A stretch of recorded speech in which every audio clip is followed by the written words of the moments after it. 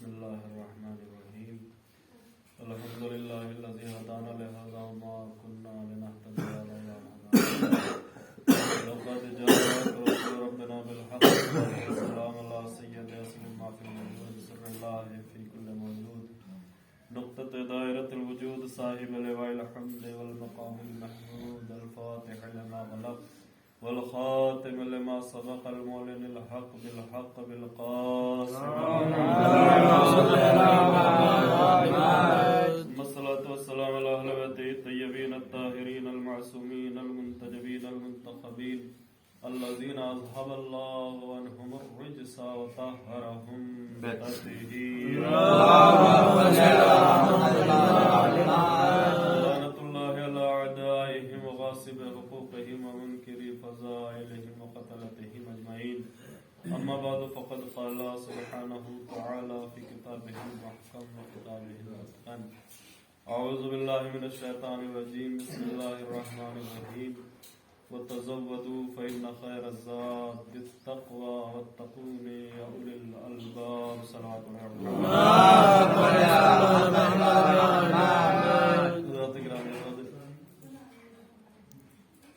والدین کے سال ثواب کی مجلس ہے اور قرآن کریم کی جسائے واقع ہدایہ کو عنوان گفتگو قرار دیا ہے، بہت ہی مختصر سی گفتگو کرنی ہے۔ خداوند عالم انسانوں کو آگاہ، ہوشیار اور خبردار فرما رہا ہے وَتَزَوَّدُوا فَإِنَّ خَيْرَ الزَّادِ التَّقْوَىٰ، کہ تم اپنے لیے سامان سفر اکٹھا کر لو، اس لیے کہ یہ دنیا رکنے والی نہیں ہے، یہ چل رہی ہے۔ آج تم کسی کے مجلس میں بیٹھے ہو، کل کوئی تمہاری مجلس میں بیٹھا ہو۔ آج تم کسی کے لیے آنسو بہا رہے ہو، کل کوئی تمہارے لیے آنسو بہا رہا ہوگا۔ یہ جینے کی جگہ نہیں ہے، یہاں سے ہر کسی کو گزرنا ہی گزرنا ہے۔ یہ ایک دوڑ ہے، کوئی آگے ہے کوئی پیچھے ہے۔ کبھی ایسا ہوتا ہے کہ بچے بڑوں سے آگے نکل جاتے ہیں، اور کبھی ایسا ہوتا ہے کہ بڑے اپنے وقت سے پہلے ہی چلتے ہوئے نظر آتے ہیں۔ لہذا اس زندگی میں انسان کو ہوشیار اور خبردار ہونے کی ضرورت ہے۔ قرآن اسی طرف متوجہ کر رہا ہے وَتَزَوَّدُوا فَإِنَّ خَيْرَ الزَّادِ التَّقْوَىٰ، کہ تم اپنے لیے سامان سفر اکٹھا کر لو، اس لیے کہ بس سفر پہ نکلنے ہی والے۔ اور مولا تو اس طریقے سے فرماتے ہیں کہ اس دنیا کی مثال ایسے ہے کہ جیسے کوئی انسان کسی سواری سے اترے، کہیں پہ کوئی قافلہ رکے، اور رکنے کے لیے بس تھوڑا سا استراحت ہی لینا تھا، اسے آگے بڑھ جانا تھا، منزل کہیں اور تھی، لیکن کچھ لمحوں کے لیے استراحت کے لیے، آرام کرنے کے لیے کسی جگہ پہ رکے، اور جب رکے تو جو یہ قافلے میں لوگ تھے، انہوں نے یہ سمجھا کہ بس اب یہیں پہ رہنا ہے۔ انہوں نے اپنے تمبو گاڑ دیے، اپنے ٹینٹ لگا دیے، اپنا سامان بکھیر دیا، اپنے آسائش و آرام میں لگ گئے کہ ابھی یہ بچھانے بھی نہ پائے تھے، ابھی صحیح سے رہنے بھی نہ پائے تھے کہ کسی نے آواز لگا دی کہ قافلہ تیار ہے۔ بس دنیا کی مثال ایسی ہی ہے کہ انسان گھر بنانے میں، در بنانے میں، اولاد کو پڑھانے میں، لکھانے میں، اپنی زندگی کو چمکانے میں لگتا ہے، اور جب یہ سوچتا ہے کہ اب آرام کرنا ہے تو آرام سے پہلے ہی انسان کا سفر شروع ہو جاتا ہے، بیماریاں دستک دیتی ہیں۔ بہرحال ایسا بھی نہیں ہے کہ یہ موت بغیر بتائے آ جاتی ہو۔ کسی نے ملک الموت سے کہا تھا کہ تمہیں آتے ہو تو کم سے کم اپنے آنے کی خبر دینی چاہیے، اس لیے کہ کوئی مہمان آتا ہے تو اپنا پیغام بھجواتا ہے، فون کر کے بتاتا ہے، کسی کے ذریعے سے کہلواتا ہے، تھوڑی سی آمادگی کی گنجائش ہوتی ہے۔ تو ملک الموت نے کہا کہ جتنے میں نوٹس دیتا ہوں اتنا تو کوئی دیتا ہی نہیں۔ کہا کیسے نوٹس دیتا ہے؟ کہا کبھی بخار کے ذریعے سے نوٹس دیتا ہوں، کبھی بیماریوں کے ذریعے سے نوٹس دیتا ہوں، اب یہ کورونا وائرس کے ذریعے سے اتنی بڑی نوٹس ہے کہ کسی کا کوئی بھروسہ نہیں ہے کہ کون کہاں سے چلا جائے۔ لہذا ملک الموت کے نوٹس تو مستقل آ رہے ہیں۔ لہذا ہماری جو زندگی ہے وہ ایک ایسی کامیاب زندگی ہونی چاہیے کہ نہ انسان یہاں گھاٹے میں ہو، نہ وہاں گھاٹے میں، ورنہ یہ گھر بنانے میں، یہ در بنانے میں پھر انسان تیاری کرے تو کیسے کرے؟ اس لیے کہ قرآن کہہ رہا ہے وَتَزَوَّدُوا فَإِنَّ خَيْرَ الزَّادِ التَّقْوَىٰ، تم اپنے لیے سامان سفر اکٹھا کرو، اور جب سامان سفر کی تمہیں فکر ہو تو ہم بتائیں گے کہ سامان سفر ہے کیا۔ فَإِنَّ خَيْرَ الزَّادِ التَّقْوَىٰ، اس میں شک نہ کرنا کہ سب سے بہترین سامان تقوی الہی ہے، دین الہی ہے، جو اللہ کے احکامات ہیں، اس کے علاوہ کوئی سب سے بہتر سامان سفر ہے ہی نہیں۔ وَاتَّقُونَ يَا أُولِي الْأَلْبَابِ، اور اللہ کا تقوی اختیار کرو، اللہ کا دین اختیار کرو اے صاحبان عقل۔ یعنی اللہ نے شرط لگا دی ہے کہ اللہ کا کام کہنے کا نہیں ہے، اللہ تو جو کہہ رہا ہے وہ کہہ ہی رہا ہے، مگر مانے گا وہی کہ جس کے پاس عقل ہوگی اور شعور ہوگا۔ یعنی خداوند عالم بتانا یہ چاہ رہا ہے کہ ہماری جو دعوتیں ہیں، جو ہم آپ کو بیان کر رہے ہیں، جو ہم آپ کو بلا رہے ہیں، وہ ایسی باتیں ہیں کہ انسان اگر تھوڑا سا فکر کر لے تو یہاں بھی کامیاب ہے اور وہاں بھی کامیاب ہے۔ مثلا اب آخرت کی تیاری کیا ہے؟ دنیا ہی سے آخرت کی تیاری ہوتی ہے۔ کبھی کبھی ہم لوگ جب آخرت کی طرف بڑھتے ہیں تو مستقل دنیا کو کنارے چھوڑ دیتے ہیں اور یہ سمجھنے لگتے ہیں کہ دنیا کی ضرورت ہی نہیں ہے، لہذا دنیا سے نفرت پیدا ہو جاتی ہے۔ لیکن یہی دنیا ہے جو آخرت کا پیش خیمہ ہے، یہی دنیا ہے جو آخرت کا مقدمہ ہے، یہی دنیا ہے کہ جہاں سے آخرت کی تیاریاں کی جاتی ہیں، یہی دنیا ہے کہ جہاں پر ولی خدا، جہاں پہ بندگان خدا اپنی آخرت کی تیاری کیا کرتے ہیں۔ اب کیسی تیاری کی جائے؟ مثلا ہم یہ گھر بنا رہے ہیں اپنے رہنے کے لیے، مگر ہماری نظر یہ ہونی چاہیے۔ ایک عالم دین تھے، ایک مولوی تھے، میں نے ان کا قصہ کتاب میں پڑھا کہ وہ جب اپنا گھر بنانا چاہ رہے تھے، اپنی جمع پونجی سے اپنا گھر بنانا چاہ رہے تھے، تو آیت اللہ صافی کے پاس گئے اور جانے کے بعد کہا کہ میں اپنا گھر بنانا چاہتا ہوں۔ دنیا بڑے بڑے انجینئر کے اور آرکیٹیکچر کے پاس جاتی ہے کہ ہمارے گھر کا نقشہ بنا دیجئے، کیسا گھر ہونا چاہیے۔ تو انہوں نے فرمایا کہ تم میرے پاس کیوں آئے ہو؟ کہا میں یہ چاہتا ہوں کہ آپ سے معلوم کروں کہ مجھے گھر کیسا بنانا چاہیے۔ تو آیت اللہ صافی نے فرمایا کہ اگر گھر بنانے جا رہے ہو تو ایسا گھر بناؤ کہ اگر کسی دن تمہارے محلے سے، تمہاری بستی سے، تمہارے گلی سے امام زمانہ کا گزر ہو، صلوات تمہاری گلی سے، تمہارے محلے سے، اس لیے کہ امام ظاہری شکلوں میں آتے ہیں، جاتے ہیں، گزرتے ہیں ہمارے درمیان سے۔ روایتوں میں ہے کہ لوگ انہیں دیکھتے ہیں مگر پہچانتے نہیں، یعنی ہمارے درمیان میں ہوتے ہیں، کبھی نماز جنازہ میں ہوتے ہیں، کبھی مجلسوں میں ہوتے ہیں، کبھی محفلوں میں ہوتے ہیں، ہمیں اندازہ ہی نہیں ہوتا، ہماری پہچان میں بھی نہیں آتے۔ آیت اللہ صافی فرماتے ہیں کہ اگر گھر بناؤ تو ایسا گھر بناؤ کہ اگر کسی دن امام تمہاری گلی سے، محلے سے، بستی سے گزر رہے ہو اور امام کو خستگی کا احساس ہو، تھکاوٹ کا احساس ہو، اور امام یہ چاہیں کہ تھوڑی دیر آرام کر لیں، تو تمہارے گھر کو کھٹکھٹا سکے۔ تمہارا گھر ایسا ہونا چاہیے کہ امام کو سکون مل سکے۔ بہرحال اب آپ دیکھ لیں کہ ہم بھی اگر کسی محلے سے گزرتے ہیں اور ہم یہ چاہیں کہ 2 منٹ کے لیے کہیں پہ اسٹے کر لیں، 2 منٹ کے لیے کہیں پہ آرام کر لیں، کسی سے مل لیں، تو ہر کسی کا دروازہ کھٹکھٹانے کے لیے تیار نہیں ہوتے۔ انسان دیکھتا ہے کہ جہاں اسے سکون مل سکتا ہو، جہاں اسے آرام مل سکتا ہو، اس گھر کو کھٹکھٹاتا ہے۔ بس آیت اللہ صافی نے جب عالم دین سے یہ کہا کہ ایسا گھر بناؤ کہ وہ اس لائق ہو، ایسا آئیڈیل گھر ہو کہ امام زمانہ اگر ادھر سے گزرے تو سارے گھروں کو چھوڑ کے اس گھر کو کھٹکھٹا سکے کہ تھوڑی دیر یہاں آرام کیا جا سکے۔ کہا وہ گھر کیسے بن سکتا ہے؟ اب یہ آرکیٹیکچر دنیا والے جو ہوتے ہیں، جو دنیا کے نقشے بنانے والے ہوتے ہیں، انجینئر ہوتے ہیں، وہ اپنے حساب سے گھر کو سیٹ کرتے ہیں کہ پھلواری یہاں پہ ہونی چاہیے، دروازہ یہاں پہ ہونا چاہیے، نقش و نگار یہاں پہ ہونا چاہیے، پانی یہاں پہ ہونا چاہیے، دانا یہاں پہ ہونا چاہیے، ہر چیز کا وہ اپنے حساب سے انتظام کرتے ہیں۔ مگر جب یہ دنیاوی عالم، جب یہ دینی عالم اپنے گھر کا ایک نقشہ پیش کر رہا ہے کہ گھر ایسا ہونا چاہیے جہاں پہ امام زمانہ اگر آئے تو امام کو سوچنے کی ضرورت نہ ہو، امام کے بڑھتے ہوئے قدم رکے نہیں۔ مثلا مجلس ہم کرتے ہیں، امام ہی کو تو بلاتے ہیں، محفلیں ہم کرتے ہیں، امام ہی کو تو بلاتے ہیں، دعائیں ہم کرتے ہیں، امام ہی کو تو بلاتے ہیں۔ ہر شیعہ کی یہ تمنا ہوتی ہے کہ کوئی آئے یا نہ آئے مگر امام ضرور آ جائے۔ حتیٰ یہ کہ ہمارے یہاں شادیاں ہوتی ہے تو تاریخیں بھی ایسی ڈھونڈی جاتی ہے کہ جن میں امام آ سکے، خوشیوں کی تاریخیں ہوں، امام کی ولادت کی تاریخ ہو۔ خط لکھے جاتے ہیں تو سب سے پہلا خط امام زمانہ کو لکھا جاتا ہے، مگر خط لکھنے کے بعد سب سے پہلے ڈی جے بجایا جاتا ہے۔ سلام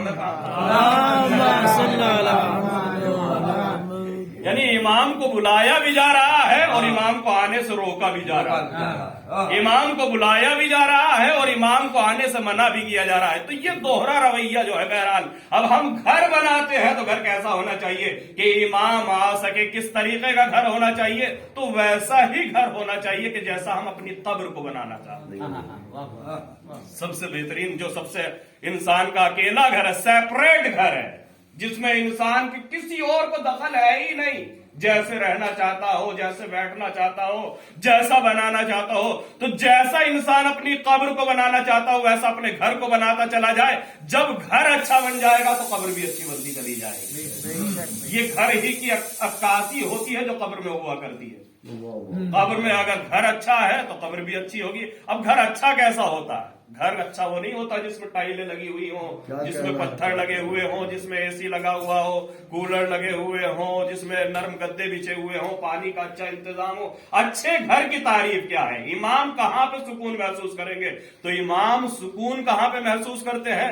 इमाम को सुकून उन घरों में मिलता है जहां कुरान की तिलावतें की जाती हैं। घर सैयद का हो और तिलावत कुरान ना होती हो तो इमाम को सुकून मिलने वाला। घर सैयद का हो और नमाज सुबह कज़ा होती हो तो इमाम को सुकून मिलने वाला। जिस घर में फरिश्ते आना पसंद न करते हो उस घर में इमाम कैसे आ सकते हैं? अब बहरहाल ये हमें सोचना होगा कि अगर हम इमाम को इनवाइट करना चाहते हैं, अगर हम इमाम को बुलाना चाहते हैं, अगर हम अपने घर को इस लायक बनाना चाहते हैं कि इमाम आ सके, तो याद रखिए कि जिन घरों में इमाम आते हैं उन्हीं की कब्रों में भी इमाम जाते हैं। तो जिनके घर इस लायक नहीं है कि इमाम आ सके उनकी कब्रों में इमाम जाके क्या करने वाले हैं? लिहाजा कब्र, अब पूरी तवज्जो रखें, देखिए कब्र ही से घर को आप समझ लें कि घर कैसा होना चाहिए। रिवायतों में रसूल खुदा सल्लल्लाहु अलैहि इमाम फरमाते हैं, रसूल फरमाते हैं कि युनादिल कब्र फी कुल्ली यौम बिखम्स कलामा, कि तुम्हारी कब्र तुम्हें रोजाना 5 आवाजें लगाती है। अब ये हमें सुनाई नहीं देती, कोई हमें बुलाता है तो हम उसको पलट के देखते हैं, मगर ये कब्र हमें बुलाती है और हम पलट के देखने वाले नहीं है। ये वक्त गुजर रहा है, कोई यहाँ दायमी रहने के लिए नहीं आया, चाहे लखपति हो या करोड़पति हो या अरबपति हो, सबको अपने वक्त पे निकल जाना। हत्ता ये कि सिकंदर आजम जिसने पूरी दुनिया पे हुकूमत की थी, वो बादशाह, उसने भी यह ऐलान किया था कि जब मैं मर जाऊं तो मेरे हाथ मेरे कफन से बाहर निकाल देना। तो लोगों ने कहा कि ये हाथ बाहर क्यों निकलवाना चाहता है? कहा दुनिया को मालूम हो जाए कि सारी दुनिया पे हुकूमत करने वाला भी खाली हाथ जा रहा है, कोई कुछ लेके जाने वाला नहीं है, कोई नहीं लेके जा सकता है। फिर साथ क्या जा सकता है? तो ये कब्र तुम्हें आवाज देती है, युनादिल कब्र फी कुल्ली यौम बिखम्स कलमा, तुम्हारी कब्र तुम्हें रोजाना 5 आवाजें दे। बड़ी असीम आवाज है। पहली आवाज क्या देती है? अना बैतुल वहदा फहमिलू इलैया अनीसा, कि मैं तन्हाई का घर हूं, यहाँ पे कोई तुम्हारे साथ आने वाला नहीं है, लिहाजा जब आना तो अपना साथी अपने साथ लेके आना। फहमिलू इलैया अनीसा, एक ऐसा साथी लेके आना, ऐसा कंपेनियन, ऐसा साथी हो जिससे तुम्हें उनसियत हो, जिसके पास बैठने से तुम्हें सुकून मिले। वरना कभी कभी तो ऐसा भी होता है कि रिश्तेदार नाम के बहुत होते हैं मगर तसल्ली देने वाले बहुत कम हुआ करते हैं। अस्पताल के बाहर वाले बहुत होते हैं, अस्पताल के अंदर वाले कम हुआ करते हैं। काउंटर से पहले वाले बहुत होते हैं मगर हिसाब किताब से बाद वाले बहुत कम हुआ करते हैं। लिहाजा ऐसा, अब ऐसा कैसा होता है? आप समझ लें कि ये कब्र है और कब्र की मंजिलें इतनी सख्त है और दुश्वार है कि किसी और से क्या तमन्ना और आरज़ू जो औलाद होती है वो भी किनारे तलक पहुंचा के वहीं से वापस हो लेती है कि हम यहां तलक तो आ सकते हैं, इससे आगे नहीं जा सकते। तो बड़ी सख्त मंजिल है, जहां औलाद न जा रही हो वहां कोई रिश्तेदार कैसे जाएगा? फिर कौन जा सकता है? युनादिल कब्र फी कुल्ली यौम बिखम्स कलमा, तुम्हारी कब्र तुम्हें 5 आवाजें लगाती। अब कब्र की तैयारी करनी है तो अपने घर को वैसा बनाते चले जाओ जैसा कब्र कह रही है कि ऐसा होना चाहिए। फामिलू इलैया अनीसा, अपने साथ अपना मददगार, अपना साथी, अपने साथ जिंदगी गुजारने वाला अपने साथ लेके आना। अनीस कब्र, अनी से तन्हाई, मोनी से तन्हाई, अपने साथ लेके आना। कौन है वो? अभी रिवायत आगे बताएंगे। दूसरी आवाज ये कब्र लगाती है, अना बैतुज़्ज़लमा फामिलू इलैया अनीसा, घर में तो इंसान ने ट्यूब लाइट लगा ली, घर में तो इंसान ने मरकरी लगा ली, घर में तो इंसान ने ऐसा उजाला कर दिया कि अगर सुई गिर जाए तो वो ढूंढ ली जाए, मगर कब्र कह रही है अना बैतुज़्ज़लमा फहमिलू इलैया सिराजा, कि मैं तारीकियों का घर हूं, अंधेरों का घर हूं, जब यहां पे आना तो अपने साथ अपना चराग लेके आना। बहरहाल देखिए किनायों में गुफ्तगू हो रही है, कब्र तुम्हें आगाह कर रही है कि ये घर की लाइटें वहां काम आने वाली नहीं है, ये घर के साथी, ये घर की आलो औलाद वहां पे काम आने वाली नहीं है। लिहाजा इस घर में अगर साथी बनाना है तो उसे साथी बनाना कि जो कब्र तलक साथ जा सके। इस घर में अगर रोशनी करना तो वो चराग रोशन करना जो कब्र में भी जल सके। उसके बाद तीसरी आवाज ये कब्र लगाती है, अना बैतुत तुराब फहमिलू इलैया फराशा, मैं गर्द आलूद घर हूं जहां पे इंसान बैठना पसंद नहीं करता। यहाँ पे गर्द पड़ी हुई है, हर इंसान बच के बैठेगा, یہ فرش بچھایا ہی اس لیے گیا ہے کہ انسان گرد پہ نہیں بیٹھ سکتا ہے، مگر قبر کہہ رہی ہے انا بیت التراب، میں گرد آلود گھر ہوں، جہاں پہ گندگی پڑی ہوئی ہے، جہاں پہ مٹی پڑی ہوئی ہے، جہاں پہ خاک پڑی ہوئی ہے، جہاں پہ انسان بیٹھنا پسند نہیں کرتا، فاحملوا الیہ فراشا، تو اپنا بستر اپنے ساتھ لے کے آ۔ اگر نرم گدوں پہ سونے کا اتنا ہی انسان کو شوق ہے کہ اسے سخت زمین پہ نیند نہیں آتی ہے، اسے تخت پہ نیند نہیں آتی ہے، نرم گدے ہونے چاہیے، تو یہ دنیاوی نرم گدے یہاں تو کام آ سکتے ہیں، وہاں کام آنے والے نہیں ہے، لہذا ایسے گدے استعمال کرو جو یہاں بھی کام آئے اور وہاں بھی کام آئے۔ اب یہ گدے کہاں پہ ملتے ہیں؟ یہ مظفر نگر میں تو نہیں ملتے، یہ کہاں ملتے ہیں؟ اب انسان انہیں خرید سکتا ہے، ایسا بھی نہیں کہ انہیں پیسوں سے خریدا جاتا ہو، ایسا بھی نہیں ہے کہ ان کے لیے دولت خرچ کرنی پڑتی ہو، ایسا بھی نہیں ہے کہ ان کے لیے کوئی سفر کرنا پڑتا ہو، ایسا بھی نہیں ہے کہ انسان کو ان کے لیے بڑی مشقتیں کرنی پڑتی ہو، انسان سب کچھ اویلیبل ہے، سب کچھ اس انسان کے ہاتھ میں دستیاب ہے، بس ہاتھ کی انگلیوں کے قریب ہے، اٹھانے کی دیر ہے۔ اس کے بعد چوتھی آواز یہ قبر لگاتی ہے انا بیت الفقر فاحملوا الیہ کنزا، کہ میں ایک ایسا گھر ہوں جہاں پہ پیسہ نہیں ہے، فقیری ہے، جہاں پہ غریبی ہے، جہاں پہ مفلسی ہے، جب آنا تو اپنا خزانہ اپنے ساتھ لے کے، کوئی کچھ دینے والا نہیں۔ مولا تو یہاں تک فرماتے ہیں کہ ایک انسان مالدار ہو تو اگر وہ سفر میں بھی موت کر جائے تو ایسے ہے جیسے اپنے وطن میں مر گیا ہو، لیکن اگر غریب ہو تو اپنے وطن میں بھی ایسے مرتا ہے جیسے کوئی مسافر مر گیا۔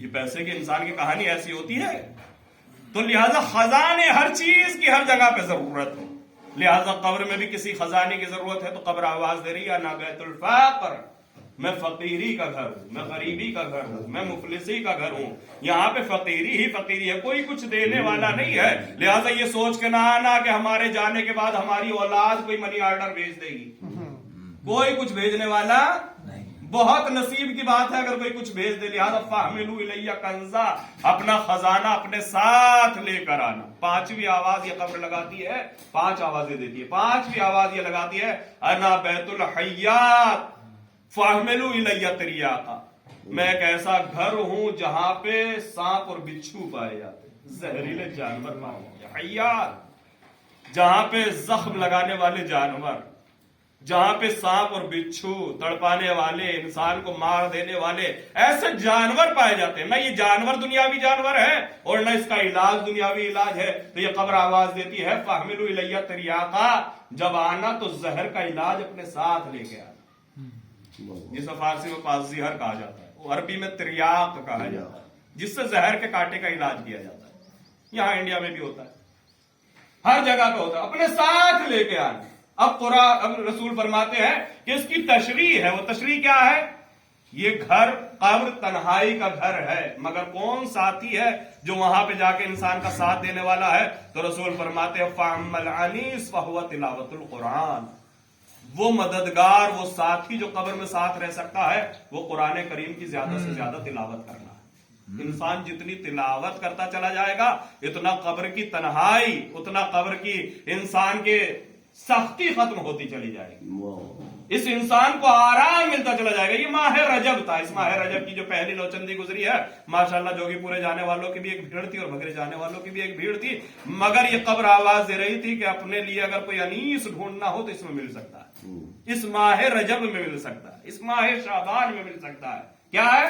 رسول خدا سے روایت تھی اس نوچندی میں جو یہ رجب کی 12 رکعت نماز تھی، بہرحال جنہوں نے پڑھی اور جنہوں نے نہیں پڑھی اللہ سب کے قبول کرے، اور جنہوں نے نہیں پڑھی انہیں بھی توفیق دے، اس لیے کہ اللہ کی نعمتیں ختم نہیں ہوئی۔ یہ ماہ رجب ہے اور ماہ رجب کے بعد ماہ شعبان بھی ہے، انسان جب جاگ جائے تبھی سویرا ہے، مگر وہ رات گزر گئی، بڑی عظیم رات تھی جسے لیلۃ الرغائب کہا جاتا، جو تمناؤں کی رات تھی، جو آرزویں پوری کرنے کی رات تھی، جس میں خصوصی خداوند عالم اعلان کر رہا ہے کہ تمہاری خواہشیں پوری ہونے کی رات، اس میں وہ 12 رکعت نماز تھی، اور وہ 12 رکعت نماز کے بعد رسول اسلام فرماتے تھے صلوات محمد یہ انسان جب اپنی قبر میں پہنچے گا تو پہلی رات، دیکھیں قبر کا بھی عجیب مسئلہ ہے، جیسے ایک شادی شدہ عورت کے بارے میں ملتا ہے کہ اگر اس کی پہلی رات اچھی گزر جائے تو اس کی زندگی اچھی گزرتی ہے، پہلی رات میں اگر اس نے اپنی سسرال میں اپنا وقار قائم کر لیا, اپنی محبت قائم کر لی اپنے شوہر کے دل میں, اپنے ساس سسر کے دل میں, اپنے دیور کے دل میں, اپنے جیٹ, اپنے جتنے بھی رشتے دار ہیں ان کے دل میں, سسرالیوں کے دل میں. پہلی رات, پہلا دن اگر اچھا گزر گیا تو ساری زندگی اچھی گزرتی ہے. ایسی قبر میں جانے والوں کی اگر پہلی رات اچھی گزر جائے تو ساری زندگی اچھی گزر جاتی ہے. پہلی رات کے لیے بڑا سخت ہے مسئلہ, اس لیے کہا گیا ان کے لیے صدقہ دو, ان کے لیے جتنا ہو سکے اعمال خیر کرو. اولاد کے لیے خصوصی وصیتیں اور نصیحتیں کہ پہلی رات تو خاص طور سے اپنے مرنے والوں کے لیے جو خصوصی اعمال کر سکتے ہو کرو, اس لیے کہ یہ پہلی رات بڑی عظیم رات ہے. یہ فرشتے آتے ہیں, یہ فیصلہ کرتے ہیں کہ اسے جہنم بننا ہے یا جنت بننا ہے, اس قبر میں انگارے روشن ہونا ہے یا گلاب اور اللہ کی نعمتیں اس میں بکھرنی ہے. یہ تمام فیصلے پہلی رات میں ہوتے ہیں. لہذا پوری توجہ رکھیں, پہلی رات رسول فرماتے ہیں یہ ماہ رجب کی پہلی جمعرات میں پڑھی جانے والی نوچندی رات میں جو یہ 12 رکعت نماز تھی, اور کوئی ایسی نماز نہیں تھی کہ جس میں کوئی لمبے چوڑے سورے پڑھنے ہو, وہی سورے جو آپ پڑھتے ہیں. اور وہ بیان کرنے کی بھی کوشش کی گئی تھی, ایک جگہ محفل میں بھی بیان کیے گئے تھے اور ویسے بھی واٹس ایپ وغیرہ پہ بھی لوگوں کو بیان کیا گیا تھا. بہرحال جس طرح پہنچ گیا, پیغام نہیں پہنچا, بہرحال وہ الگ منزل ہے. لیکن اس کی فضیلت کیا تھی کہ رسول اسلام فرماتے ہیں کہ جب انسان اپنی قبر میں پہنچے گا تو پہلی رات اپنی قبر میں ایک نورانی شخصیت بنے گا جس کے چہرے سے نور برس رہا ہوگا, جس کے سر پہ تاج سجا ہوا ہوگا, جو ایک شاہانہ لباس پہنے ہوا ہوگا. یہ صاحب قبر اس سے پوچھے گا کہ من انتا, یہ بتا کہ تو کون ہے جو اس قبر میں میرا ساتھ دینے کے لیے آ گیا. میری اولاد چلی گئی, میرے رشتہ دار چلے گئے, میری بیوی اپنے گھر میں ہے, میرے تمام رشتہ دار اپنے گھروں پہ ہے, اولاد اپنے گھروں میں سو رہی ہے, کوئی ساتھ آنے کے لیے تیار نہیں تھا. یہ بتا کہ تو کون ہے جو میری قبر میں آ گیا. تو یہ شخص آواز دے گا, یہ نورانی شخص آواز دے گا, میں تیری وہ نماز ہوں جو تو نے رجب کی پہلی نوچندی جمعرات کو اپنی نماز مغرب و عشاء کے درمیان میں 12 رکعت نماز. یہ قبر کا ساتھی مل جائے گا. فہو تلاوت القرآن, رسول فرماتے ہیں کہ قرآن کی تلاوت کرنا یہ انسان کی قبر میں ساتھی بنتا ہے. سورہ مزمل ہے, سورہ مدثر ہے, انسان کو اپنے وظائف میں کچھ چیزیں رکھنا چاہیے. پورے دن میں کم سے کم انسان کو 50 آیتوں کی تلاوت کرنی چاہیے. 50 نہ صحیح 20 آیتوں کی. معصومین کی تو روایتیں مختلف ہے. ایک جگہ تو امام فرماتے ہیں کہ وہ ہمارا شیعہ ہی نہیں ہے جو 50 آیتوں کی تلاوت نہ کرتا. بہرحال اب سرساخت روایت ہے, لیکن کم سے کم انسان کو تلاوت کرنی چاہیے. مگر یہ بات پوری ہو جاتی ہے, کہاں پہ پوری ہو جاتی ہے؟ اگر انسان کو قرآن پڑھنے کا وقت بھی نہیں ملا اور اگر اس نے نماز پڑھی ہے تو 17 رکعت نماز میں اس نے الحمدو پڑھی ہے, قل ہو اللہ پڑھی ہے, لہذا 50 آیتیں پڑھنے کا ثواب اسے مل ہی جاتا ہے. یہ باتیں پوری بھی ہو جاتی ہیں.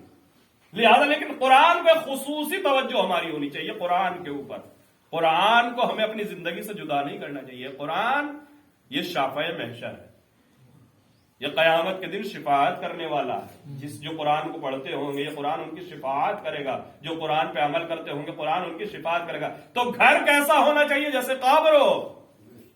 گھر ایسا ہو کہ اگر امام گزرے تو امام تھوڑا سا آرام امام کو مل سکے, سکون مل سکے. دیکھیں ہم جیسا انسان اگر دین پہ عمل کر رہا ہو تو ہر دکان پہ کھانا بھی پسند نہیں کرتا ہے, پہلے تفتیش کرتا ہے کہ مومن بھی ہے یا نہیں ہے. ہندو کے یہاں تو نہیں کھائے گا نا. تو جب ہم جیسا کم دین رکھنے والا, کم ایمان رکھنے والا ہر جگہ کھانے کے لیے تیار نہیں ہے, تو اب اگر ہم نے نظر کا دسترخوان بھی بچھا دیا ہے تو امام بھی تو کچھ دیکھیں گے یا نہیں کہ یہ حلال پیسے سے بچھایا گیا ہے یا حرام پیسے سے بچھایا گیا. ہر چیز دیکھی جاتی ہے. اب بہرحال NRC اور CA کا یہ پورا قانون اور پوری مخالفتیں ہو رہی تھی. بہرحال یہ CA اور NRC دین میں بھی ہے. امام فرماتے ہیں کہ امام زمانہ کے پاس ایک رجسٹر ہے امام کے پاس, ایک دفتر ہے, ایک کتاب ہے امام کے پاس جس میں امام کے سچے اور نقلی شیعوں کے نام لکھے ہوئے. ہو سکتا ہے ایک کو ہم سنی سمجھ رہے ہوں, ایک کو ہم یہ سمجھ رہے ہوں کہ یہ شیعہ نہیں ہے, مگر امام نے اس کا نام اپنے سچے شیعوں میں لکھ رکھا ہو. اور ہو سکتا ہے ایک سید صاحب ہوں اور امام نے اس کا نام کاٹ رکھا. سب کچھ ممکن ہے. اس لیے کہ NRC اور CAA میں تو انسان اپنی آئیڈینٹی کو چھپا سکتا ہے مگر وہاں آئیڈینٹی چھپنے والی نہیں ہے. ہم نے بورڈ لگا دیا کہ یہ سید صاحب کا گھر ہے, پورا بنگلہ بنا دیا, اس پہ علم بھی لگا دیا, مگر ہم دیکھ کے یہ سمجھ سکتے ہیں نیم پلیٹ کو پڑھنے کے بعد کہ یہ کسی سید صاحب کا گھر ہے, مولانا کا گھر ہے, مفتی کا گھر ہے, یہ ہم سمجھ سکتے ہیں. مگر جب امام گزرتے ہیں تو امام باہر کی نیم پلیٹ نہیں پڑھتے ہیں, اندر کی کتاب پڑھتے ہیں کہ نمازیں بھی پڑھی جاتی ہے یا نہیں پڑھی جاتی ہے, قرآن کی تلاوت بھی ہوتی ہے یا نہیں ہوتی ہے. وہ سچائی دیکھتے ہیں, انہیں دھوکہ نہیں دیا جا سکتا, دل کے حالات کے جاننے والے. لہذا گھر بناؤ تو ایسا گھر ہو کہ جس میں امام آرام کرے, جس میں فرش اعضا بچھے تو امام آئے, جس میں محفل کا انعقاد ہو تو امام آئے. حتیٰ یہ کہ اگر ہم بیمار ہو جائے تو ہماری عیادت کے لیے امام چلے. ایک ایسا گھر ہونا چاہیے, ایک ایسا آئیڈیل گھر ہونا چاہیے. پہلی شرط کیا ہے؟ فہو تلاوت القرآن. اس میں پھولوں کی خوشبو ہو یا نہ ہو مگر قرآن کی خوشبو ہونی چاہیے, قرآن کی تلاوت اس میں ہونی چاہیے, قرآن کی. اب بہرحال قرآن کے لیے ہمارے پاس وقت نہیں نکلتا ہے. ہمارا تو رونا یہی ہے کہ مولانا اتنے کام ہمارے پاس ہے, واٹس ایپ کے لیے ہمارے پاس وقت ہے, فیس بک کے لیے ہمارے پاس وقت ہے, دنیا بھر کی غیبتوں کے لیے ہمارے پاس وقت ہے, ہر کام کے لیے ہمارے پاس وقت ہے, مگر قرآن کے لیے ہمارے پاس وقت نہیں ہے. مگر شہزادی کون ہے؟ حضرت فاطمہ الزہرا. بیوی کے گھر کا ماحول کیا تھا کہ وہ شاعر نے کہا بھی ہے کہ آہ کرتا ہوں تو ماتم کی صدا آتی ہے, سانس لیتا ہوں تو جنت کی ہوا آتی ہے. ہاں وہ شہزادی کونین کا گھر ہے جس میں چکی چلتی ہے تلاوت کی صدا. بیوی نے فرمایا ہے کہ قرآن کے لیے الگ سے وقت نکالنے کی ضرورت نہیں ہے, اپنے کاموں کو قرآن میں انجام دیا جائے. بیوی جھولا جھلاتی تھی تو قرآن پڑھتی تھی, چکی چلاتی تھی تو قرآن پڑھتی تھی, جھاڑو دیتی تھی تو قرآن پڑھتی تھی. اس لیے کہ کام ہاتھوں سے ہو رہا ہے, زبان سے تلاوت قرآن ہو رہا ہے. یہ ماحول اہل بیت نے ہر مسئلے کا حل دیا. ہم لیٹے ہوئے ہیں, جسم ہی تو لیٹا ہوا ہے, زبان تو ہل سکتی ہے, انسان لیٹ کے بھی تلاوت سے قرآن کر سکتا ہے. یہ اپنا شغف ہے, یہ اپنا شوق ہے کہ انسان کو کس چیز میں مزہ آتا ہے. لیٹ کے اخبار پڑھے جا سکتے ہیں, لیٹ کا ٹی وی دیکھا جا سکتا ہے. جب سارے کام لیٹ کے ہو سکتا ہے تو لیٹ کے قرآن بھی پڑھا جا سکتا ہے. اور آپ دیکھیں کہ جہاں پہ ہم سوچ بھی نہیں سکتے ہیں, اسلام تو ہم سے وہاں پہ کہہ رہا ہے کہ ذکر خدا کیا جائے. ہم تو یہ سوچتے ہیں کہ بھائی مصلی بچھا ہو تب قرآن پڑھا جائے گا, باوضو ہو تب قرآن پڑھا جائے گا, گھر میں شور نہ مچ رہا ہو تب قرآن پڑھا جائے گا, ٹی وی نہ چل رہا ہو تب قرآن پڑھا جائے گا, کہیں پہ کوئی ہنگامہ نہ ہو تب قرآن پڑھا جائے گا. مگر آپ اٹھا کے دیکھیں توضیح المسائل, ایک چیز جہاں پہ ہم سوچ بھی نہیں سکتے ہیں وہاں پہ بھی شریعت کہہ رہی ہے کہ ذکر خدا کیا جائے. کہاں پہ؟ نہانے میں نہیں, جب انسان بیت الخلاء میں ہو, جب ٹوائلٹ میں ہو تو خصوصی طور سے حکم شریعت ہے کہ وہاں پہ ذکر خدا کیا جائے. تو جو اسلام یہ کہہ رہا ہو کہ ٹوائلٹ میں ذکر خدا کیا جائے تو وہ اسلام اس کی کیسے اجازت دے سکتا ہے کہ گھر ہو اور گھر میں تلاوت قرآن ہو؟ انسان موقع و محل کو اپنے ہاتھ سے نہ جانے دے. بیوی نے پوری زندگی گزار کے دکھائی ہے کہ کیسا قرآن کی تلاوت کی جاتی, کیسے قرآن کو اپنی زندگی میں اتارا جاتا ہے. سارے کام قرآن پڑھتے ہوئے کر لیا کرتی تھی. حتیٰ یہ کہ روایتوں میں ملتا ہے کہ گود میں حسنین ہے, ہاتھ سے چکی چلا رہی ہیں, تھکتے تھکتے بیوی سو گئی ہے, تلاوت قرآن زبان سے کر رہی ہے.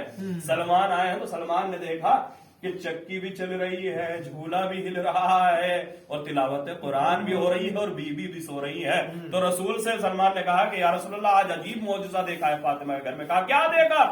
کب میں نے دیکھا کہ فاطمہ اپنے بچوں کو جھولا جھلا رہی تھی, ادھر چکی چلا رہی تھی اور تلاوت قرآن کر رہی تھی, اور کرتے کرتے سو گئی. مگر تلاوت قرآن بھی ہو رہی تھی, چکی بھی چل رہی تھی, جھولا بھی ہل رہا تھا. تو رسول خدا نے فرمایا تجھے نہیں معلوم جب یہ قرآن کے لیے اس نے زبان ہلائی ہے تو اللہ نے اپنے مددگار آسمان سے نازل کیے ہیں جو اس کی طرف سے چکی بھی چلا رہے ہیں, اس کے بچوں کا جھولا بھی جھلا رہے ہیں. صلوات پڑھے پر محمد. یار دوسری منزل کیا ہے؟ دوسری منزل یہ ہے کہ قبر آواز دیتی ہے انا بیت الظلمہ, میں تاریکیوں کا گھر, ڈارکنیس, اندھیرا ہی اندھیرا, نور کا کہیں سے کوئی نام نہیں ہے, کوئی کھڑکی, کوئی سوراخ, کوئی روشن دان موجود, ہوا لینے تلک کی جگہ نہیں ہے, نور تو دور کی بات ہے. پھر یہ قبر کہتی ہے فاحملوا الیہ سراجا, جب یہاں پہ آنا تو اپنے ساتھ چراغ لے کے آنا. تو رسول فرماتے ہیں اما السراج فہو صلاۃ اللیل، کہ جو قبر کا چراغ ہے وہ راتوں کو پڑھی جانے والی نماز ہے، نماز شب ہے اور دوسری مستحب نماز ہے۔ دن کی نمازیں تو ہے ہی ہیں، مگر رات کی نمازیں جو اندھیروں میں پڑھی جاتی ہیں، جنہیں لوگوں نے نہیں دیکھا ہوتا ہے، جنہیں انسان نے لوگوں سے چھپ کے انجام دیا ہوتا ہے، جو انسان نے راتوں کی تنہائی میں پڑھی ہوتی ہیں، وہ نماز قبر کا نور بن جائے گا۔ سراج القبر، قبر کا روشن چراغ بنتی۔ تیسری آواز انا بیت التراب، میں گرد آلود گھر ہوں۔ ایسا گھر نہیں ہوں کہ جہاں پہ ہر انسان بیٹھ جائے، اس مٹی پہ کوئی بیٹھنے کے لیے تیار ہے، لہذا وہ مٹی کا گھر۔ اور اس کی ایک عجیب صورت ہو جاتی ہے، جب انسان بت کر کے چلا آتا ہے تو قبر بھی عجیب قبر ہوا کرتی ہے۔ یہ نہ سمجھے کہ ہم نے اس قبر کو اپنے لیے بہت اچھا بنا لیا ہے اور بڑی صاف اور بڑی اچھی قبر بنائی ہے اور بڑا تعریفیں کی جاتی ہے کہ بھائی کھودنے والوں نے بڑی اچھی قبر کھودی۔ ہو سکتا ہے کھودنے والوں نے بہت اچھی قبر کھودی ہو، مگر اعمال ایسے ہوں کہ یہ قبر اس کو پیس کے رکھ دے۔ ہوا کیا؟ رسول کے زمانے میں ایک صحابی کا انتقال ہوا، صلوات اللہ علیہ، بڑا عابد و زاہد، بڑا مجاہد اور بڑا ہی حاجی، رسول کا صحابی، رسول کے لیے قربانیاں دینے والا۔ اس کا انتقال ہوا، رسول اسلام نے اس کے جنازے میں شرکت کی تو لوگوں نے دیکھا کہ رسول اسلام جب جنازے میں شرکت کر رہے ہیں تو رسول نے اس کی نماز جنازہ پڑھا۔ صرف رسول نے نماز جنازہ نہیں پڑھائی، رسول نے اسے اپنے ہاتھوں سے قبر میں اتارا۔ اور روایتیں بتاتی ہیں کہ جب رسول اس کے جنازے میں شرکت کر رہے تھے تو رسول پنجوں کے بل چل رہے تھے۔ تو لوگوں نے کہا کہ یا رسول اللہ پنجوں کے بل کیوں چل رہے ہیں؟ تو رسول نے فرمایا جنازے میں فرشتوں کی اتنی بھیڑ ہے کہ مجھے پیر رکھنے کی جگہ نہیں، مجھے پیر رکھنے کی جگہ نہیں مل رہی ہے۔ اوپر سے رسول نے نماز جنازہ بھی پڑھائی ہے، رسول نے اپنے ہاتھوں سے قبر میں بھی اتارا، مگر جب قبر میں اتار دیا، پٹے لگا دیے اور مٹی ڈال دی تو لوگوں میں ایک شور مچا کہ اس سے بڑا خوش بخت کون ہوگا، اس سے بڑا خوش قسمت کون ہوگا، اس کی تو مزے ہی مزے ہیں کہ رسول نے اس کے جنازے میں شرکت کی ہے، رسول نے اس کی نماز جنازہ پڑھائی ہے، رسول نے اسے قبر میں اتارا ہے۔ تو رسول کے جب کانوں میں یہ آواز لگ رہی کہ لوگ ایک دوسرے سے کہہ رہے ہیں کہ اس سے بڑا خوش قسمت کون ہوگا، تو رسول نے کہا کہ آہستہ بولو، اس کی قبر کو فشار قبر ہو رہا،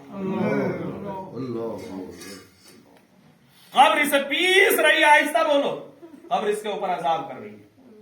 تو لوگوں نے ہاتھوں کو جوڑا، کہا یا رسول اللہ ایسے کیسے ہو سکتا ہے، اس کی ماں خوش ہے کہ آپ اس کے جنازے میں شریک۔ تو رسول نے فرمایا ٹھیک ہے، یہ اپنے دین کے معاملے میں اچھا آدمی تھا، اس نے نمازیں پڑھی ہیں، اس نے جہاد کیا ہے، اس نے ایک اچھی دیندار زندگی گزاری ہے، مگر گھر کے اندر کی زندگی اچھی نہیں ہے، یہ اپنی بیوی سے بڑا بد اخلاق، یہ اپنے بچوں پہ بڑا ظلم کرتا ہے۔ تو اس کا مطلب یہ ہے کہ خدا گھر کے اندر کے حالات بھی دیکھتا ہے، باہر کی بھی دیکھتا ہے۔ صرف باہر کے دیکھنے کے بعد انسان مطمئن نہ ہو جائے کہ دنیا تو ہمیں اچھا سمجھ رہی ہے، گھر کے اندر بھی انسان کو اچھا ہونا چاہیے، گھر کے اندر کے حالات۔ اگر یہ بیوی انسان سے نالا ہے، اگر یہ بچے کو شکایت ہے تو مشکل ہے کہ انسان جنت تک پہنچ سکے، بڑی مشکل ہے۔ اور فشار قبر ان لوگوں کو زیادہ ہوتا ہے جو اپنے گھر میں بد اخلاق ہوتے ہیں، جو اپنے گھر میں صحیح سے بات نہیں کرتے ہیں، جو اپنے گھر میں اپنے آپ کو حاکم بنا کے پیش کرتے ہیں، جو اپنے گھروں میں اپنے آپ کو ظالم بنا کے پیش کرتے ہیں۔ وہی بچے جو آرام سے کھیل رہے ہوتے ہیں، باپ سے انہیں محبت کی امید ہوتی ہے، مگر اگر کوئی باپ ایسا ہو کہ بچے جب باپ کو آتا ہوا دیکھے تو ایسے چھپ جائیں جیسے شمر سے چھپ رہے ہو، تو اسے فشار قبر گھیرے۔ انسان کا اخلاق، انسان کی زبان، انسان کے گفتار، انسان کا کردار ایسا ہونا چاہیے۔ روایتوں میں ہے کہ رسول خدا نے فرمایا تھا کہ ہمارے یہاں تو ایک ٹیرر سمجھا جاتا ہے، ایک انسان اپنی تعریف بھی کرتا ہے کہ بھئی میری زبان سے تو ہر انسان بچتا ہے، لوگ مجھے دیکھ کر راستہ بدل دیتے ہیں، لوگ میرے سامنے بولنا بھی پسند نہیں کرتے، لوگ مجھ سے ڈرتے ہیں، میری زبان سے ڈرتے ہیں۔ تو رسول اسلام فرماتے ہیں کہ یہ کوئی بہت بڑی بات نہیں ہے۔ رسول اسلام فرماتے ہیں کہ تمہارے معاشرے میں سب سے برا انسان وہ ہے جس کی زبان سے لوگ ڈرنے لگے۔ اخبث الناس کا سب سے بدتر، سب سے برا انسان وہ ہے کہ جس کی زبان سے لوگ ڈرنے لگے، جس کی زبان کھلے تو گالیاں نکلے، جس کی زبان کھلے تو تانے نکلے، جس کی زبان کھلے تو برائیاں نکلے، جس کی زبان کھلے تو دھمکیاں نکلے، جس کی زبان کھلے تو لوگ اس کی زبان سے ڈرنے لگے۔ تو رسول اسلام فرماتے ہیں یہ آدمی کہے جانے کے لائق نہیں ہے، یہ انسان کہے جانے کے لائق نہیں ہے، یہ بدترین مخلوق ہے۔ انسان کتے کو دیکھنے کے بعد بھی ایک بار یہ سمجھتا ہے کہ شاید آج نہ بھوکے، مگر اگر کوئی ایسا انسان ہو جسے دیکھنے کے بعد راستہ بدل دے کہ یہ چھوڑنے والا تو اس سے بدتر کوئی انسان۔ یہ انسان اپنی قبر کی تیاری کر رہا ہے، اپنے گھر کو بنا رہا ہے۔ چوتھی آواز انا بیت التراب، اس کے بعد چوتھی آواز تھی انا بیت الفقر، میں فقیری کا گھر۔ فاحملوا الیہ کنزا، جب یہاں پہ آنا تو خزانہ لے کے آنا۔ وہ خزانہ کیا ہے؟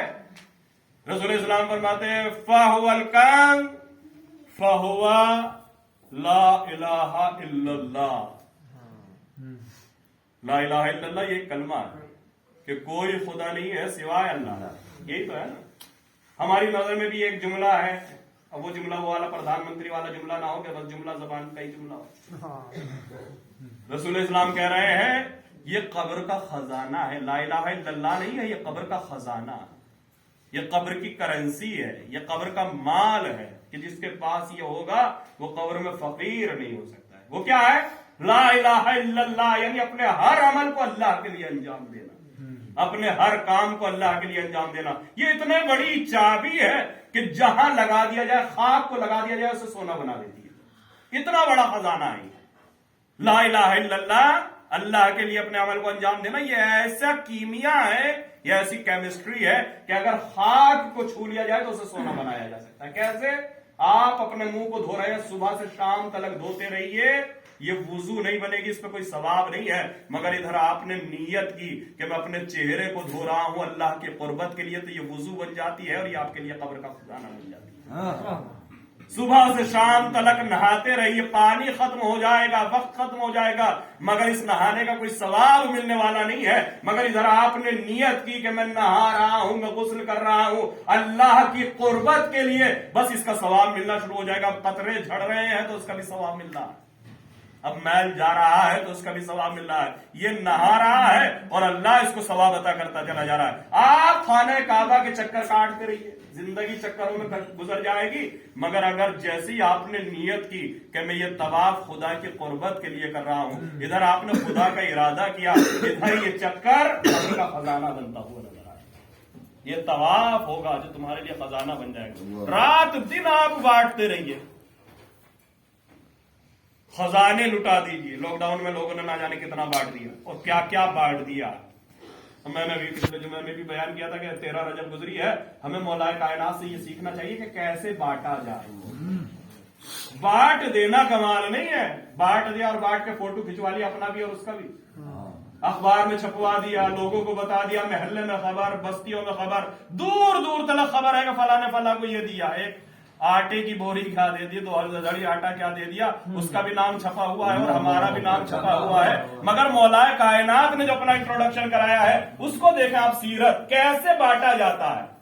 مولا کائنات میدان جنگ میں اپنا نام بتاتے تھے اور جب بانٹتے تھے تو اپنا نام نہیں بتایا کرتے، اس طریقے سے بانٹتے تھے کہ نہ لینے والے کو پتا ہوتا تھا کہ کس نے دیا اور نہ دینے والے کو پتا ہوتا تھا کہ کسے دے کے آ گیا۔ ٹو سائڈڈ آئیڈینٹی محفوظ ہوتی تھی۔ ہم دیتے ہیں تو کم سے کم ہمیں تو پتا ہوتا ہے کہ ہم نے کسے دے دیا، چاہے اسے نہ پتا ہو لینے والے کو، لیکن اللہ اکبر یہ سخاوت علی کی تھی کہ اپنے نام کو اتنا چھپاتے تھے، خدا کے لیے ایسے عمل کو انجام دیتے تھے جو خالص ہوتا تھا، کسی اور کی شرکت ہی نہیں ہوتی تھی، غیر کی تو شرکت دور کی بات، اپنی بھی شرکت نہیں ہوتی تھی، ایسے بانٹ دیتے تھے کہ کوئی دروازے پہ آتا تھا تو ہاتھ نکلتا تھا اور دے دیا جاتا تھا، چہرہ دروازے کے پیچھے ہے، ادھر لینے والا دروازے کے پیچھے ہے، بس ہاتھ نکلا اور دے دیا، نہ علی کو پتا ہے کہ کسے دے دیا، نہ لینے والے کو پتا ہے کہ کس نے دیا ہے۔ اللہ اکبر، جب عمل اس طریقے سے انجام دیا جاتا تب وہ قبر کا نور بن جائے گا، تب وہ قبر کا فرش، جب وہ قبر کا گدا، وہ قبر کا بستر، وہ قبر کا انسان کے لیے چاندنی بن جاتی ہے، جب عمل کو اللہ کے لیے انجام دیا جاتا ہے۔ انا بیت الحیات، میں ایک ایسا گھر ہوں کہ جو زہریلے جانوروں کا گھر، فاعملوا الیہ تریاقہ، جب یہاں پہ آنا تو زہر کے کاٹنے کا علاج लेकर आना। रसूल इस्लाम फरमाते हैं वअम्मत तिर्याक फहुव सदका, जो तिर्याक है कब्र का, जो इन जहरीले जानवरों से बचाने वाला है, वो है सदका, खैरात। वो खैरात कब होती है? जब अल्लाह के लिए की जाए। एक दिरहम हो और अल्लाह के लिए खर्च किया गया हो तो वो काबिल कबूल हो, लाख खर्च कर दिया जाए और खुदा मद्देनजर ना हो तो वो काबिल कबूल नहीं। वो यहां भी घाटा है और वहां भी घाटा है। और अगर एक दिरहम, हत्ता ये आप ये ना समझे कि पैसा बांटना ही सदका। रिवायतों में आया है कि किसी गमजदा इंसान की तसल्ली और तशफ़ी करना, उससे दो बातें ऐसी करना कि उसे आराम मिल जाए, ये भी सदका है। किसी को देख के मुस्कुराना, अपना चेहरे को गजबनाक ना करना, उससे सुकून मिल जाए बस। इसरारुल कुलूब इदखालुस सुरूर फी कुलूबिल मोमिन अल इबादा। रिवायतों में आया है कि लोगों के दिलों में खुशी को दाखिल करना ये अल्लाह की नजर में इबादत है। मुस्कुरा के किसी को देखना, मुस्कुरा के किसी से मिलना, मुस्कुरा के किसी से हाथ मिलाना, मुस्कुरा के किसी से बात करना, ये एक सदका है। दुनिया में कोई इसकी कीमत नहीं लगा सकता है, मगर कब्र में खुदावंद आलम इसकी कीमत अदा करने वाला है। ये तुम्हारे लिए जहरीले जानवरों से काटने का इलाज है, उसके जहरों का इलाज बनने वाला। अल्लाह अकबर। जब इंसान को अपनी कब्र की फिक्र हो तो ये घर भी खुद ब खुद अच्छा बनता चला जाता है। कब्र में नमाज लेके जानी है, कुरान लेके जाना है, नमाज शब लेके जानी है, सदकात लेके जाने हैं, खुलूस लेके जाना है, खुदा के लिए अंजाम दिए हुए अमाल लेके जाना है।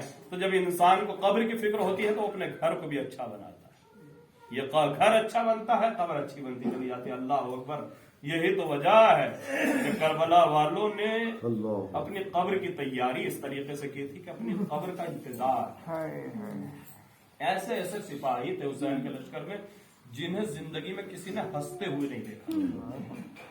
पूरी जिंदगी उन्होंने लोगों के दरमियान गुजार दी थी, उन्होंने किसी ने हंसते हुए नहीं देखा था। तो इतने संजीदा, इतने सीरियस। मगर रिवायतें बताती हैं कि जब रसूल इमाम हुसैन ने शब आशूर फहरिस्त शोहदा पढ़ी है, महजरनामा पढ़ा है और खबर दी है कि तुम भी शहीद किए जाओगे, तुम भी शहीद किए जाओगे, तुम भी शहीद किए जाओगे, तो उनके चेहरों पे हंसी आ गई, उनके चेहरे मुस्कुराने लगे। तो किसी ने आगे बढ़ के टोका कि हमने तुम्हें आज तक हंसते हुए नहीं देखा है, आज तुम कैसे हंस रहे हो? तो उन्होंने आवाज दी, आज हमने अपनी मंजिल मकसूद को पा लिया, आज हमने अपने हदफ जिंदगी को पा लिया, आज जिसकी खातिर हमने जिंदगी गुजारी थी आज उसका ऐलान हो रहा है, लिहाजा खुश हो रहे हैं। ये मौत उनके लिए पैगाम बका बन रही है, ये मौत उनके लिए पैगाम लिका बन रही है, ये मौत उनको खुदा से करीब कर रही है। क़ुर्बतन इल्लल्लाह उनके कदम बढ़ते चले जा रहे हैं। और किस तरीके से कदम बढ़ रहे हैं? हबीब इब्ने मज़ाहिर बूढ़े हैं, अल्लाह बूढ़े हैं। रिवायतें बताती हैं, शहीद मुताहिरी ने ये जुमला लिखा अपनी किताब में हमसा हुसैनी में कि बूढ़े हैं, अपने जिस्म की ताकत पे इतना भरोसा नहीं है कि ये टिक पाएगा। तो हबीब इब्ने मज़ाहिर ने जब मैदान में जाके खड़े हुए तो अपने नेज़े को अपनी कमर में लगा लिया था कि अगर पीछे हटूं तो ये कमर में छूटा जाए। ऐसे सिपाही है हुसैन के। ये तो बूढ़ा सिपाही है। एक बच्चा दिखाता हूँ, 6 महीने का बच्चा जिसे शौक शहादत है, जो तड़पा रहा। अल्लाह अकबर। वो हुसैन की आवाज का इंतजार कर रहा है कब मेरा बाबा मुझे पुकारे और मैं लब्बैक कहूं। अल्लाह अकबर। रिवायत बताती है हुसैन एक शहीद का लाशा उठाना है। जब हुसैन को यह एहसास हुआ कि अब कोई नहीं बचा है तो हुज्जत तलाश करने के लिए एक बुलंदी पे आए और आवाज दी, हल मिन नासरी, क्या अब भी कोई है जो हुसैन की मदद करे? हुसैन ये सोच रहे हैं कि आवाज खाली चली जाए, अब कोई देख के दानिश मदद को आने वाला नहीं है। मगर रिवायतें बताती है इधर हुसैन आवाजें बुलंद कर रहे हैं, हल मिन हरम रसूलिल्लाह, कोई है जो हरम रसूल के पर्दे की हिफाजत करे। हल मिन मुगीसी युगीसुना, है कोई ऐसा जो हमारी मदद को पहुंचे। हल मिन नासरी यंसुरुना, अरे है कोई जो हमारी मदद को आए। रिवायतें बताती है इधर हुसैन ये इस्तगासा बुलंद कर रहे हैं, उधर खेमे से कोहराम बपा होने लगा। हुसैन के कानों में बीवियों के रोने کی آواز آئی. حسین در خیمہ کے قریب آئے. آنے کے بعد آواز دی بہن زینب کیا کوئی بچہ پیاس سے مر رہا؟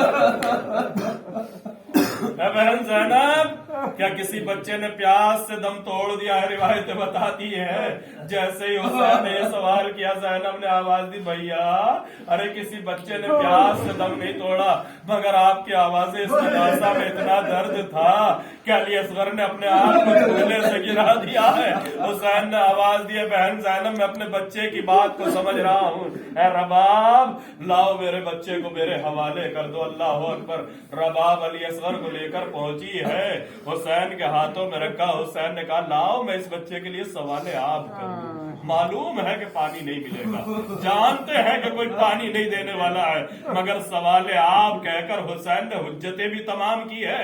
ایک ماں کی مامتا کا بھرم بھی رکھا ہے. لا اس بچے کو میرے حوالے کر دے, لا اس بچے کے لیے پانی مانگ رہا ہوں. اللہ اکبر. دیکھیں مانگنا یہ ہم نے کہہ تو دیا مگر حسین کے لیے بڑا سخت مسئلہ ہے سوال آب کرنا, اس لیے کہ حسین وہ کریم ہے جس نے بانٹا ہے, کبھی کسی سے کچھ مانگا نہیں.